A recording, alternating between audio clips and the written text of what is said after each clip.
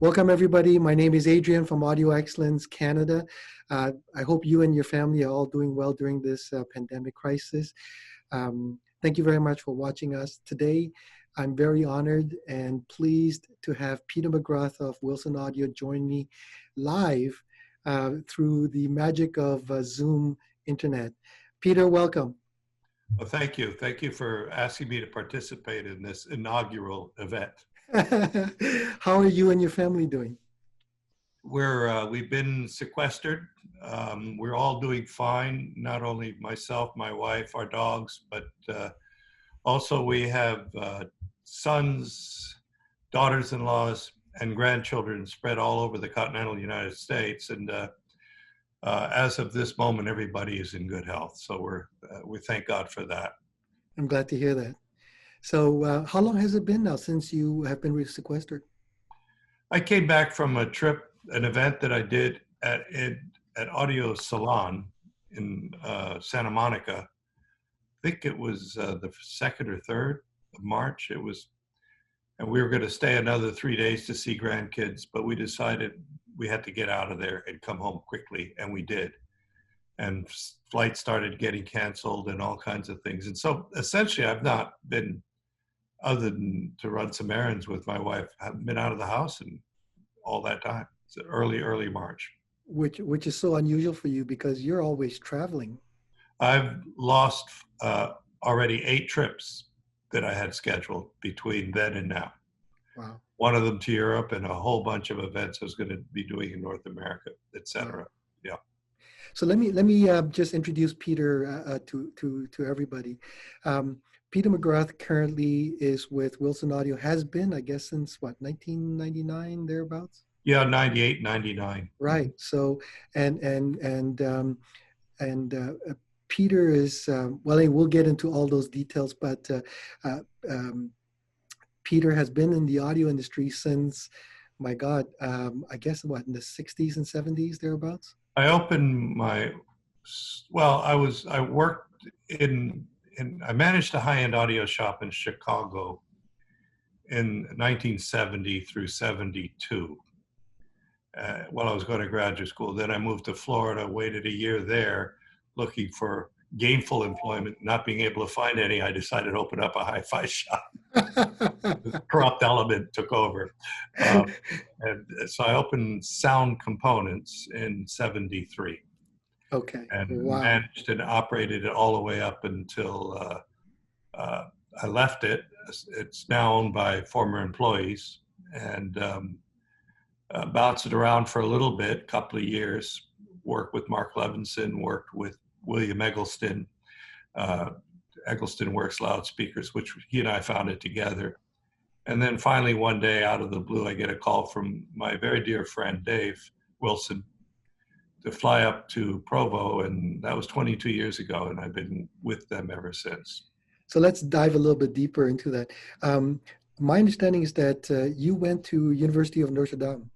That is correct. Notre Dame, I should say. Yeah. And you studied, you had a master in fine arts, photography? No, at Notre Dame, I got a degree in what's called the General Program of Liberal Studies, modeled after the Great Books Program at the University of Chicago, created by Mortimer Adler. I then went on to get an MFA in photography at the Illinois Institute of Technology in Chicago, and which I achieved, and then actually flew down to Florida to finish up my graduate thesis because the light was good there, and have been photographing in this part of the world and others ever since. So that's your other passion, photography. Yes. Yeah. Wow. And so how did you get into recordings, which is the other thing that you are also very well known for? Well, that I owe, well, first of all, in college, I was, part of my scholarship program was a work program, and I worked in the audio video department at the University of Notre Dame, and I worked with tape recorders and microphones, miking events, and I had always had a keen interest in audio. I'd built my own amplifiers, I'd built my own loudspeakers, even before getting to college. I'm certainly not technically versed, but can handle a soldering iron and have a rudimentary understanding of how to put things together. So I've been involved, and also grew up, before I even understood audio, I had a deep passion for opera and orchestral music, chamber music, piano, principally through my father and my mother, who back then owned a Tannoy loudspeaker with quad electronics and a Thorn's turntable. So Wow. yeah, that started very, very early. And I remember sitting in front of this giant Tannoy loudspeaker, thinking about how magical it was that I could be thinking that this is music when it's, in fact, coming from a machine. And that fascination really never wore off. And still to this day, I'm still amazed at how machines can give you the sensation that music is happening in a room removed from where it was originally created. So your parents were audiophiles even way back when? No, my dad certainly would never admit to that. He won that equipment in a poker game. He really did. Actually, it was bridge, which he was a master at bridge, and the fellow that he beat in that tournament was the importer of those electronics. And he offered my dad the option of either I pay you what I owe you, or I could just give you some equipment that will enrich your life and the life of your children. My dad said, I'll take the latter. And that's what he did. Smart man. Great. Smart man. So in 73, you were in Florida and you started Salon Components. What were some of the audio equipment that was available back then? Because I know a lot of Well, that was very interesting, because prior to that, working at a place called the Audiophile in Chicago, the two owners were really not audiophiles. They call it the Audiophile, but they both had PhDs in musicology. And they were really committed to music, but they started the search beyond the borders of what was available. They were literally 2 blocks away from a mainstream of what was then mainstream audio that sold Bose and Macintosh and JBL, and then a whole array of Japanese receivers. That was the typical gamut. And Jerry Roberts and David Schooks came to the conclusion that those things didn't approach anything resembling music. And they started getting involved with widening the scope. And when I joined them and subsequently became a manager of the store before I left, we were selling things like Lexon, which is the precursor by Bob Stewart and Alan Boothroyd, who, by the way, just passed a few months ago. I don't know if people know that, but he was possibly the greatest industrial designer in the history of audio. Really a brilliant, wonderful man. And Bob and I remain very close friends to this day. I'm a big proponent of his MQA development. Anyway, we were selling the very first audio research gear when it was known as Peplo. We sold Magnepan loudspeakers when Bill Johnson and team and Jim Winey came in as a pair and brought me electronics and their speakers back into Chicago where we sold Quad, which at that time we were actually importing because there was no US. There was on and off importers. We also sold Bud Freed speakers. We sold the IMS from England and subsequently his own design. We sold Grace tone arms, Fidelity Research tone arms. And I remember one day, it was 72 or 7, this over-the-top jubilant gentleman came in with a package, and he unpacked it and he wanted to show us something, and it was a turntable. And he set it up, he played it for us, and we listened to it, and basically I informed him that I'm glad he brought it, but he's not leaving with it. And how much do I have to give him to keep it? And that turned out to be a Lynn Sondek LP12, brought in by Ivor Tiefenbrunn. So we go back to, we also imported and distributed Stax headphones. We, you name it, in terms of the elegant, ultra Japanese and European. We had Sugden amplifiers. We had quite a range of things. And it was most of them unknown, virtually unknown. And we were real pioneers. At that time in the audio high-end world, there were very few, if any, other exponents of it. You had Jonas Miller in California just starting. You had Mike Kay just getting started at Lyric in New York, and so forth. And then when I moved to Chicago, from Chicago to Miami to do my thesis, and I did not intend to open a store. But I'd obviously developed a lot of interest and skills. And by the way, part of the training at the Audiophile was that David and Jerry bought me and my wife a seat and a subscription to the Chicago Symphony, second row balcony near the middle, which, as it turns out, was one of the most prime seats in the hall. And my education in audio was being, demanded that I go to those concerts.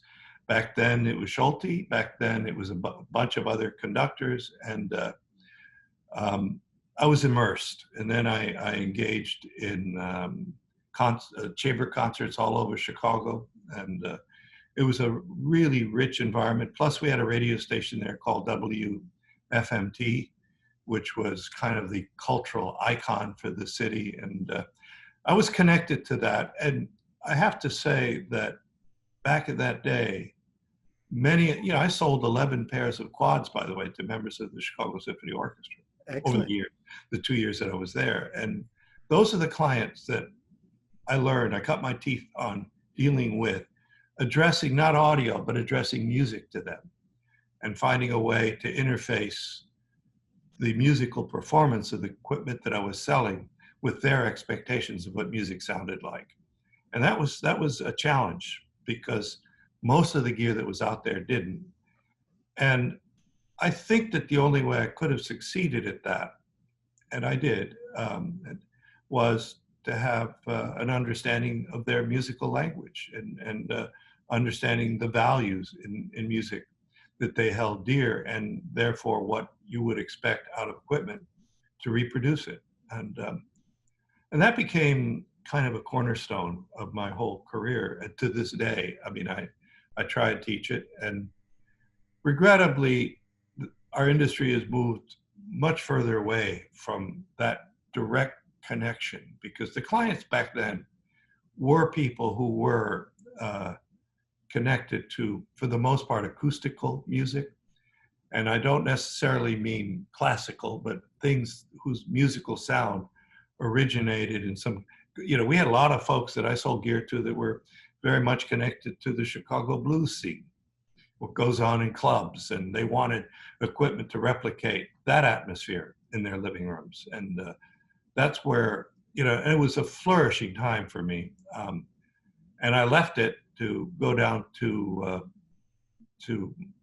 Coral Gables, Florida, where, well, it's a funny story. I get a call while I'm down there. I went down there with my quad 57s, and I get a call from Ross Walker, the son of Peter Walker, and with whom I had become a very close friend. Ross said that I don't have a dealer in Florida. Would you mind taking your speakers to a few stores? There's this big outfit called Sound Advice that just opened up. Why don't you take them there and see if they have any interest? And so I did. I set them up. I met with the partners. They fell in love. But then they said, that's not something we're in a position to really market. They were selling some alternative things, but nothing in the realm of high end. And they didn't anticipate going in that direction. And at that point, I had already received notices from all the, what do you do with a master's in photography? Hopefully you get a job teaching photography at a college, There were no vacancies. You were talking 73, when there was a real cutback. I don't think things have changed all that much, Peter. Well, it got much better, but then now it's worse, Yeah. especially now with what we're facing. But anyway, the thought occurred to me, well, if they don't want to carry it, and I know stuff about this, and I have connections. I know all the major players and back then it was a handful or two of people that were in our industry. And and they all knew me, and they all liked me for the most part. And I have the distinction of saying that Bill Johnson, I was one of his first dealers in the world to be put on and to be terminated. So I had that wonderful experience, on and off quickly. But I brought them back. And I decided I'll open up my own store. So I started a business called Salon Components, and pretty much equipped the store with many of the things that I came to know and love. And when back then, you're talking 74, 75, 76, people who wandered into that store felt like they were wandering into outer space. There would be not a single brand in there that anybody recognized. You know, that there were a few, I don't know if Gordon's magazine was published then or not, maybe it was. But, and if it was, there are 10 people in the entire state of Florida who would have read it. So, you had no internet, you had nothing to support it, and all it was based on our own meager resources to market and promote it. But over a period of time, we developed a pretty decent reputation, and one thing led to another, and pretty soon I was literally flying all over the country installing systems that I was selling. So this was really the very early days of what we know today as high-end audio. Exactly. So you had mentioned some brands like Audio Research. What were some of the other brands that you carried once you opened up in Coral Gables? Of course, Quad. We carried. Was Quad still at the time selling speakers like the 57s, or did the 57s I sold in the store? Oh yeah, okay. and then the 63s. We had Ampzilla. Remember Jim? Yeah, yes. We had Ampzilla. We had the early phase linear amplifiers. We had I had Nelson Pass amplifiers from back then. I had the very first Audio Research electronics, the the ML2, the big Mark Levinsons. The LNP2, the LN, and then the JC2. Yeah, you mean the Mark Levinsons, not. Oh yeah, and basically I became, and I'm not ashamed to admit it, I became an acolyte for Mark Levinson when I met him, and brought his line in, because I'd never really experienced anything in the solid state world that was as pleasing as what he had to offer, and that was a revelation to me. Things built at that level, in that level of elegance, and Mark and I became very, very good friends.